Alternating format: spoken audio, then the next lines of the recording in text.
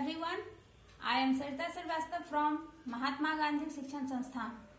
Now I am going to teach Hindi व्याकरण standard 4th and 5th. बच्चों, आज हिंदी व्याकरण के अंतर्गत मैं आपको वाक्य पढ़ाने जा रही हूँ. वाक्य बातचीत करने का माध्यम होता है. बच्चों, जैसा कि आप पहले भी पढ़ चुके हो कि शब्दों के सार्थक मेल को वाक्य कहते हैं. आज हम उसे कुछ विस्तार रूप से जानेंगे, समझेंगे. तो हम उसे इस तरह से समझते हैं. वाक्य. बच्चों, मैं लिखी हूं कि मोहन बाजार जाता है और दूसरा है खाती खाना है मीरा. अब ये दोनों ही शब्दों के मेल हैं, किंतु यहाँ मोहन बाजार जाता है यह सार्थक है और खाती खाना है मीरा यह सार्थक नहीं लगता है, सही नहीं लगता है. इसलिए इसको हम वाक्य नहीं कह सकते हैं. अर्थात इस मोहन बाजार जाता है के आधार पर हम वाक्य की परिभाषा कह सकते हैं कि शब्दों के सार्थक और व्यवस्थित रूप जिसके स्पष्ट अर्थ निकलते हों उसे वाक्य कहते हैं. तो बच्चों, आपको समझ में आया, क्योंकि इस वाक्य में शब्दों का समूह तो था, खाती खाना है मीरा, किंतु इससे कोई स्पष्ट अर्थ नहीं निकल रहा था. तो यह और सार्थक भी नहीं था, सही रूप से व्यवस्थित भी नहीं था, इसलिए यह वाक्य नहीं कहलाया. तो वाक्य की जब भी हम परिभाषा बोलते हैं तो क्या कहते हैं कि शब्दों के सार्थक और व्यवस्थित रूप जिसके स्पष्ट अर्थ निकलते हों उसे वाक्य कहते हैं. अब बच्चों, वाक्य के दो अंग होते हैं. वाक्य के दो अंग होते हैं, उद्देश्य और विधेय. उद्देश्य और विधेय. बच्चों, यहाँ पर मैंने मोहन बाजार जाता है एक वाक्य लिखा था. इसमें आप इसको, ये मोहन है, मोहन, और यहाँ है बाजार जाता है.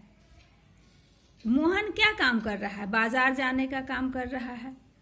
तो यही मोहन, यहाँ पर मोहन उद्देश्य है और बाजार जाता है यहाँ पर विधेय होगा, क्योंकि उद्देश्य कि वाक्य में जिसके बारे में कुछ कहा जाता हो, वाक्य में जिसके बारे में कुछ कहा जाता है उसे उद्देश्य कहते हैं. तो बच्चों, यहाँ देखिए, मोहन के बारे में कहा जा रहा है कि मोहन वह बाजार जा रहा है. मोहन के बारे में, इस वाक्य में मोहन के बारे में कहा जा रहा है कि बाजार जाता है. तो यहाँ पर मोहन उद्देश्य हो गया. तो इस तरह से उद्देश्य की परिभाषा हम क्या लिखेंगे कि वाक्य में जिसके बारे में कुछ कहा जाता है उसे उद्देश्य कहते हैं. दूसरा एक वाक्य ले लेंगे, सीता गीत गा रही है. इसमें सीता के बारे में कहा जा रहा है कि वह गीत गा रही है, इसीलिए यहाँ पर सीता उद्देश्य हुआ.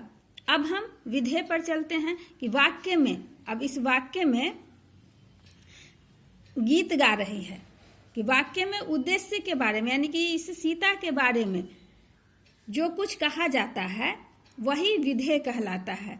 तो वाक्य में उद्देश्य के बारे में जो कुछ कहा जाता है उसे विधेय कहते हैं. जैसे यहाँ पर सीता गीत गा रही है, तो सीता के बारे में तो गीत गाने के लिए कहा जा रहा है, तो ये गीत गा रही है जो है यह विधेय कहलाता है, क्योंकि यह गीत गा रही है किसके लिए आया है?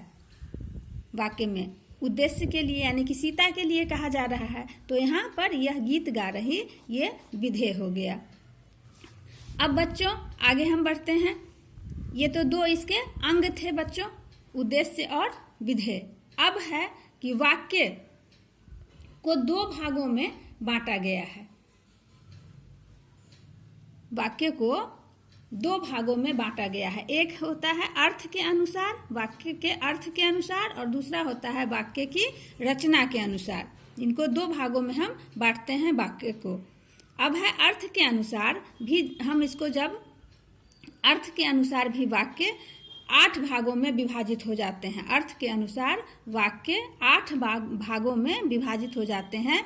विधानवाचक वाक्य, निषेधवाचक वाक्य, प्रश्नवाचक वाक्य, आज्ञावाचक वाक्य, इच्छावाचक वाक्य, संदेहवाचक वाक्य, संकेतवाचक वाक्य और विस्मयादिबोधक वाक्य. ये 8 जो भेद होते हैं, प्रकार होते हैं, यह अर्थ के अनुसार होते हैं. वाक्य के ये 8 प्रकार अर्थ के अनुसार होते हैं. विधानवाचक वाक्य, निषेधवाचक वाक्य, प्रश्नवाचक वाक्य, आज्ञावाचक वाक्य, इच्छावाचक वाक्य, संदेहवाचक वाक्य, संकेतवाचक वाक्य और विस्मयादि बोधक वाक्य। तो इस तरह से ये अर्थ के अनुसार वाक्य के भेद हुए, प्रकार हुए। अब है रचना के अनुसार। तो रचना के अनुसार वाक्य के 3 भेद होते हैं बच्चों। रचना के अनुसार वाक्य के को 3 भागों में 3 प्रकार से बांटा गया है। एक होता है सरल वाक्य, दूसरा होता है संयुक्त वाक्य और तीसरा होता है मिश्र वाक्य।